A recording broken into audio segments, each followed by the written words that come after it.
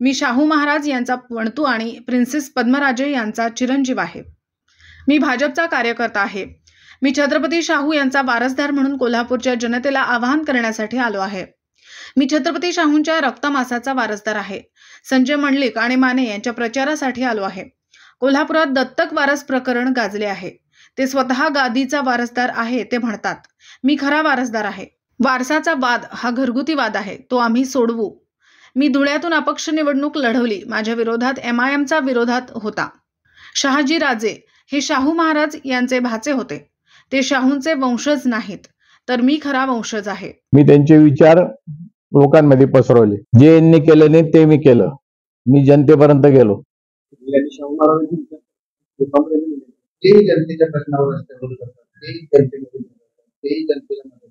मी कधी ऐकलं नाही।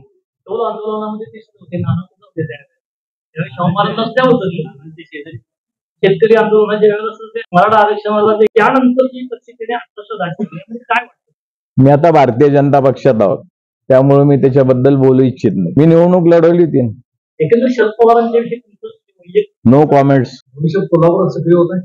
भविष्यात मी आता धुळे जिल्ह्यामध्ये, धुळे शहरामध्ये सध्या राजकारणामध्ये व्यस्त आहे। मी जिल्हा मध्यवर्ती सहकारी बँकेचा, धुळे व नंदुरबार 2 जिल्ह्याची बँक आहे आमची। महाराष्ट्रामध्ये एकमेव बँक आहे की 2 जिल्ह्याची बँक आहे। त्या बँकेचा मी गेल्या 22.5 वर्षापासून चेअरमन आहे आणि 25 वर्ष त्या बँकेचा चेअरमन राहण्याचा महाराष्ट्रामध्ये एकमेव मी असा माणूस आहे की जे 25 वर्ष राहू शकतो। आणि मी अनेक निवडणुकीमध्ये आमदार म्हणून निवडून आलेलो। मी या जिल्ह्याच्या लोकांना, मतदारांना इथं आव्हान करायला आलोय की आपण भारतीय जनता पक्षाच्या उमेदवारांना, दोघी हातकलंगणे आणि कोल्हापूर शहराच्या उमेदवारांना आपण मदत करा, ही विनंती करण्यासाठी मी इथं आलेलो आहे। मी कोल्हापूर आणि हातकलंगणे दोघी मतदारसंघामध्ये राहणार आहे। नाही, मला जेवढा वेळ मिळेल, मी धुळे मतदारसंघामध्ये प्रचार आहे, तिथं मी प्रचार प्रमुख आहे।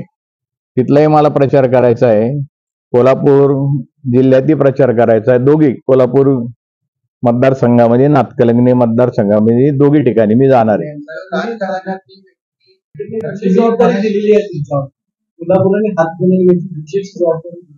मला कोल्हापूर आणि हातकलंगण्याची जबाबदारी दिली आणि धुळे लोकसभा मतदारसंघाचा मी निवडणूक प्रमुख आहे, त्यामुळे धुळ्याची माझ्याकडे जबाबदारी आहे। नुसतं हातकलंगणे आणि कोल्हापूर शहराची जबाबदारी माझ्याकडे नाही। हे त्यांनी ठरवायचंय कोणाचा पाठिंबा घ्यायचा किंवा नाही घ्यायचा। मी मागच्या धुळे शहरामधून अपक्ष निवडणूक लढवली। माझ्या विरोधात MIMचा उमेदवार होता, फक्त तो 2300 मतांनी निवडून आला। त्यामुळे त्याचा पाठिंबा घ्यायचा का न घ्यायचा हे त्यांनी ठरवायचं। तुम्हाला माहित असेल की मुस्लिम त्यावेळेसच्या राजांनी, त्यावेळेसच्या सुलतानांनी हिंदूंचे अनेक मंदिरं उद्ध्वस्त केले, अनेक मंदिरं पाडली। त्यामुळे त्यांचा पाठिंबा घ्यायचा किंवा न घ्यायचा हा त्यांचा विषय। कोल्हापूरच्या जनतेची मागणी असेल किंवा आमच्या भारतीय जनता पार्टीने जर मला उमेदवारी दिली किंवा मला धुळ्यातनं उमेदवारी दिली तर मी सक्रिय राहील। कुठून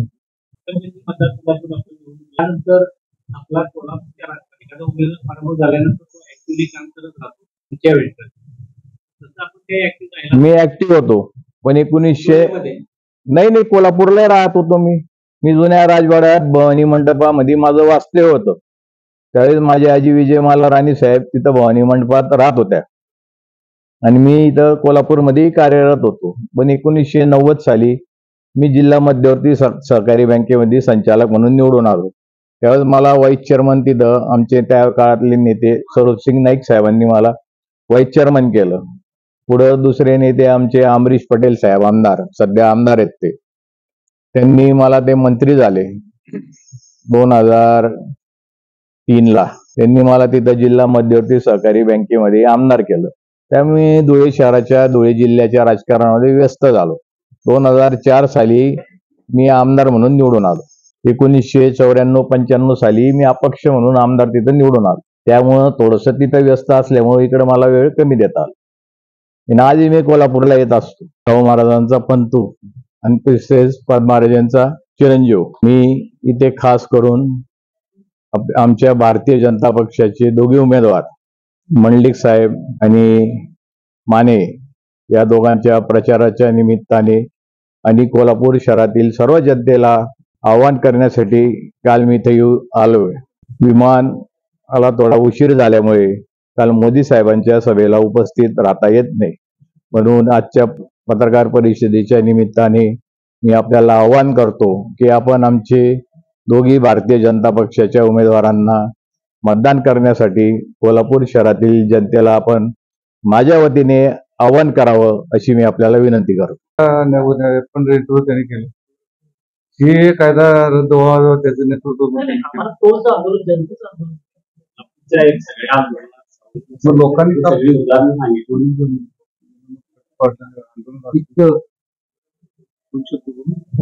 हे किरण शिंदे आमचे सहकारी. हे पहिलं उत्तर.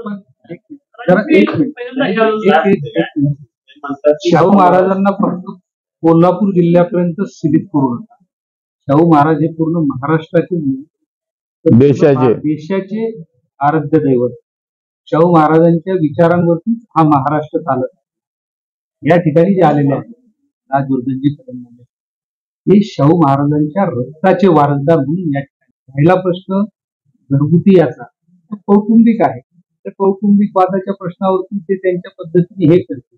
आज ज्या पक्षाच्या संदर्भात त्यांनी भूमिका घेतली त्यांचं असं मत आहे की त्या पक्षाच्या भूमिकेशी मानेंना मतदान करा यासाठी मी इथं आलोय. एक भाजपचा पदाधिकारी म्हणून, जबाबदार पदाधिकारी म्हणून. शहाजी महाराज हे शाहू महाराजांचे बाचे होते, म्हणजे राजाराम महाराजांचे बाचे होते. त्यावेळेस ब्रिटिश काळामध्ये राजगादी आपल्याला मोकळी ठेवता येत नव्हती, म्हणून ताराराणी राणी साहेबांनी ज्या आईंच्या आई होत्या, सख्या आई होत्या, बडोद्याच्या मोठ्या प्रिन्सेस होत्या, त्यांनी त्याला दत्तक घेतलं.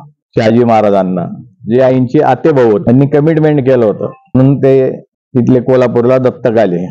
ते मूळचे देवाचे तुकोजीराव महाराज, तुकोजीराव पवार म्हणून त्यांचं नाव. असं काय म्हणणार मी, शहाजी महाराज ही वंशज होते. पुरोगामी विचारांचा पुढे जातोय, याबद्दल आपली भूमिका अगेन्स्ट आहे. याबद्दल माझी भूमिका अगेन्स्ट ते कसं काय ठरवलं? प्रचाराला तुम्ही भाजपच्या जर असेल तर उमेदवार वेगळा आहे. तर प्रचाराला पण भाजप चालला, भाजप विरुद्ध महाविकास आघाडी विरुद्ध महायुती असं चालू. तर आपली भूमिका महायुतीच्याच बाजूने आलोय मी, भाजपच्याच बाजूने मी प्रचाराला आलो. कोणी सांगितलं की भारतीय जनता पक्ष हा शाहू महाराजांच्या विचाराच्या विरोधात आहे? मी फक्त भारतीय जनता पक्षाच्या दोघी उमेदवारांच्या प्रचारासाठी इथं आलोय. मी तो वाद कधी ऐकला नाही. आमचा घरगुती वाद आहे, आम्ही सोडू. मी छत्रपती शाहू महाराजांचा वारस आहे, त्यामुळं त्यांचे जे काही विचार आहे ते जनतेपर्यंत पोचवायचे. त्यांच्या विचारासाठी कोल्हापूर जिल्ह्याच्या जनतेला आवाहन करायचं की आम्ही भारतीय जनता पक्षाच्या उमेदवारांना आपण सर्वांनी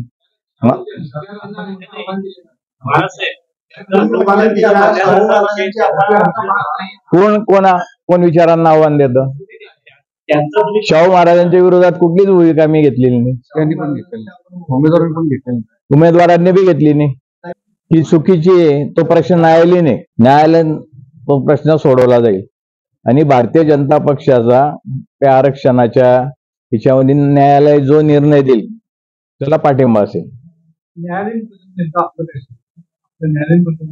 तो आमचा घरगुती वाद आहे, मी सांगितलं ना, त्याच्याबद्दल मी बोलणार नाही. मी भारतीय जनता पक्षाचा एक कार्यकर्ता आहे आणि महायुतीचा उमेदवाराचा प्रचार करण्याचं हे माझं कर्तव्य आहे.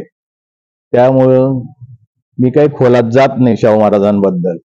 मी फक्त छत्रपती शाहू महाराजांचा वारसदार म्हणून या कोल्हापूर शहरातील जनतेला आणि जिल्ह्यातील जनतेला आमचे भारतीय जनता पक्षाच्या महायुतीच्या दोघी उमेदवारांना विजयी करा असं आवाहन करण्यासाठी मी इथं आलेलो आहे. हो, 3 तारखेला मी परत येणार आहे. मी छत्रपती शाहू महाराजांचा वारसदार आहे, रक्तमासाचा वारसदार आहे, एवढंच मी आपल्याला सांगतो. आणि तो वारसदार या नात्याने मी इथं जनतेला आवाहन करतो, कोल्हापूर जिल्ह्यातील जनतेला आवाहन करतो की संजय मंडलिक साहेबांना आणि दुसरे जे आमचे हातकलंगण्याचे उमेदवार आहे माने साहेब, या दोघांना आपण मतदान करा अशी मी विनंती करतो. आणि गादीचा मान वगैरे आपल्याला सर्वांना इतिहास माहीत असेल. 1962 साली कोल्हापूरला जे दत्तक घेण्याचं प्रकरण गाजले, त्या प्रकरणामध्ये ज्यांना दत्तक म्हणून कोल्हापूर शहरामध्ये दत्तक घेता नाही आलं, कोल्हापूर जिल्ह्यामध्ये कुठं दत्तक घेण्यासाठी ज्यांची जागा राहिली नव्हती, त्यांचा गादीचा मान हा विषय येत नाही.